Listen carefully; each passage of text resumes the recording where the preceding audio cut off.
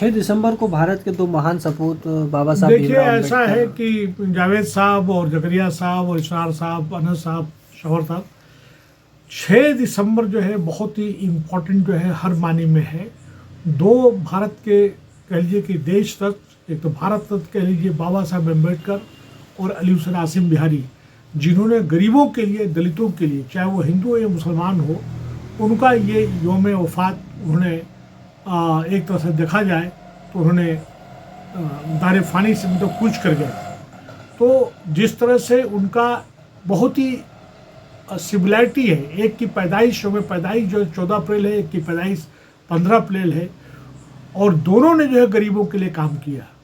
और बाबा साहब को तो अगर देखा जाए तो आज पूरे भारत की या पूरी दुनिया में सब लोग जानते हैं, लेकिन एक दूसरी महान हस्ती आज पसमादा के लोग कहते हैं, लेकिन पसमादा के लोगों के को भी इस अली हुसैन आसिम बिहारी के जीवनी के बारे में या उसके लाइफ के बारे में कोई जानकारी नहीं है। और जितना लिटरेचर जो है कम, मैं समझता हूँ कि सैकड़ों हजारों किताबें जो हैं बाबा साहब के बारे में लिखी गई हैं, उन पर पीएचडी हो चुका है, लेकिन अली हुसैन आसिम बिहारी के बारे में बहुत कम लोगों को जानकारी है। और जो कुछ भी काम किया है तो प्रोफेसर सज्जाद साहब ने काम किया है, और इनके बारे में भी आम जनता को, ख़ास करके पसमादा को, जो पसमादा मूवमेंट चला रहे हैं, उनके बारे में जानकारी होनी चाहिए, जो कि नहीं है।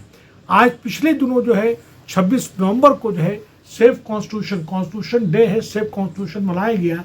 और आज फिर जो है 6 दिसंबर को भी लोग जो है एक तरह से सेफ कॉन्स्टिट्यूशन डे मनाने जा रहे हैं। पूरी कोशिश की जा रही है दिखाने के लिए, नेता जो सत्ता में है, जो पावर में है, दिखाने के लिए अपने सीने से कॉन्स्टिट्यूशन को लगाते हैं, उसको चूमते हैं, चाटते हैं, लेकिन उसके प्रियम्बल को देखा जाए तो उसको मसक करने के, तोड़ मोड़ करने की कोशिश कर रहे हैं। उसका जो वर्ड सेकुलर और सोशलिस्ट, उसको हटाने की पूरी कोशिश की गई। वो तो मैं यहाँ पे सुप्रीम कोर्ट को सल्यूट करता हूँ कि उसने उनका पिटीशन को रिजेक्ट कर दिया। आज कॉन्स्टिट्यूशन को बचाने की जरूरत है। आज भारत में कोई ये पूछने वाला नहीं है सरकार से कि प्रियम्बल को बच्चों के सिलेबस से, एनसीईआरटी के सिलेबस से, बुक से जो लोअर एजुकेशन जो है, जो 9, 10, 11, 12 के बच्चों का जो पढ़ाना चाहिए, जानना चाहिए, उसको हटा दिया गया या रिमूव कर दिया, तो पढ़ाया नहीं जा रहा है, ये मेरा कहना है। उसी तरह से आज चारों तरफ अगर देखा जाए, जिस तरह से इलेक्शन जो है पे घपले हो रहे हैं और किए कराए जा रहे हैं, तमाम तरह की शिकायतें हो रही हैं, करप्शन को लेकर शिकायत हो रही है। मैं समझता हूँ कि ईवीएम के लिए तो बिल्कुल होने ही नहीं चाहिए। सेफ कॉन्स्टिट्यूशन का मतलब ये डेमोक्रेसी बचेगी तो जाके अपना कॉन्स्टिट्यूशन बचेगा, और ये ईवीएम से चुनाव नहीं होने चाहिए।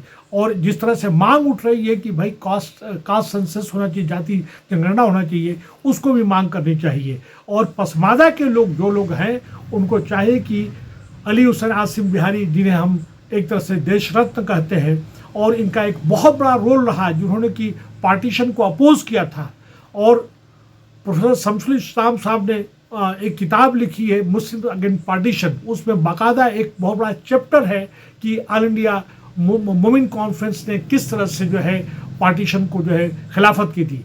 मोमिन कॉन्फ्रेंस के तमाम लीडर्स जो थे, दीगर मुस्लिम रहनुमाओं के साथ में किस तरह से उन्होंने पार्टीशन को अपोज किया था, जिसमें कि अली हुसैन आसिम बिहारी साहब की बहुत बड़ा नाम था। आज उनका कोई नाम लेने वाला नहीं है। तो मैं समझता हूँ कि जिस तरह से उनकी उम्र पैदाइश बाबा साहब की 14 को मनाई जाती है, उसे उनका 15 अप्रैल को मनाया जाना चाहिए। जब इनकी जो है 6 दिसंबर को मनाते हैं, तो इनको भी बड़े पैमाने पे पूरे ऑल ओवर इंडिया, यहाँ तक कि और दिगर जगहों पे, तमाम शहरों में इनको मनाना चाहिए। लेकिन इनके नाम पे कोई प्रोग्राम नहीं होता। इनकी लाइफ के बारे में, इनकी बायोग्राफी के बारे में, इनकी जीवनी के बारे में आने वाली नस्लों को बताने की कोई कोशिश नहीं की जा रही है, जो कि ठीक नहीं है। और इसके साथ साथ इस मौके पे इनको, चूँकि हमें ये मौका जो है खराज अक़ीदत का है, उनके वफ़ात का मामला है, तो इनको याद करते हुए दोनों महान सपूतों को, महान देश के पुत्रों को, मतलब सपूतों को याद करते हुए दोनों को याद करना चाहिए, और इनके बारे में आने वाली नस्ल को बताना चाहिए। और यहाँ पे ये भी बताना चाहता हूँ कि जब हम सेफ कॉन्स्टिट्यूशन की बात करते हैं, तो कॉन्स्टिट्यूशन में बहुत से ऐसे प्रोविजन है जो कि कॉन्स्टिट्यूशन के जो जानने वाले हैं वही उसको जो है किसी न किसी तरह से तोड़ने मरोड़ने की कोशिश करते हैं। 341 वन जो है, जो कि पसमादा के साथ में जिसमें मुस्लिम्स और क्रिश्चियंस हैं उनके साथ डिस्क्रिमिनेट करता है, उसको भी हटाने की बात करनी चाहिए। 8 अगस्त जो है 1950 का जो प्रेसिडेंशियल ऑर्डर है उसको भी ख़त्म करना चाहिए, उसके लिए आवाज़ बुलंद करनी चाहिए। एक बार फिर जावेद साहब ने चूँकि ये बात उठाई है तो आप सबका बहुत बहुत शुक्रिया, लेकिन दोनों महान सपूतों को याद करना चाहिए। आप सबका यही मुझे कहना है। बहुत बहुत शुक्रिया।